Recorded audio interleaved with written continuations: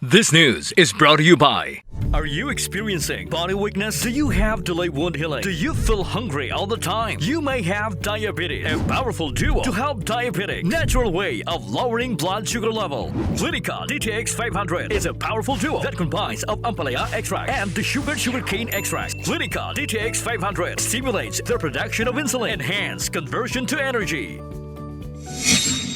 Nagdangop si Johnny May Pacheco sa Radyo Bandera Iloilo, ang tiya ni Baby Lawrence, ang lapsag nga nagtaliwan kasunod sang pagkasunog sang ilapuluyan sa barangay Agtambo, Pasay City matapos nga ginagamit sang Facebook user. Nga ginkilala kay Josephine Arzona ang mga pictures sang nagtaliwan nga lapsag, agud nga magpanunto. Suno kay Pacheco, Marso 19 pa sang ginlubong ang ihinablos, rason nga ilaging kakibot sang ginpahibalos sang isa ka overseas Filipino worker kon OFW nga nagbulig man sa ila pagpabulong kay Baby Lawrence nga may isa ka post sa Facebook nga ginagamit ang letrato sang lapsag kag nagapangayo sang bulig pinaagi sa GCash.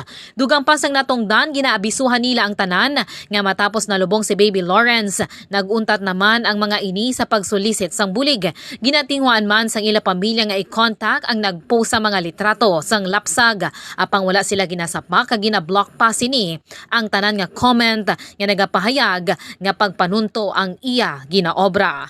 Pod sir, haydang maisabala ko SW nga nagbulig ka namon sa una. Nakita na nga ang post ka babae nga daang ginbutangan na ka-picture ni Baby Lawrence. Tag nabutang na nga nakuryente kuno ang rason nga amo dani tsura ka bata. Ni si Kabandarang Alex Escalante, nagabandara sa matutud nga serbisyo publiko kag kalingawan sa Iloilo. Radio Bandera.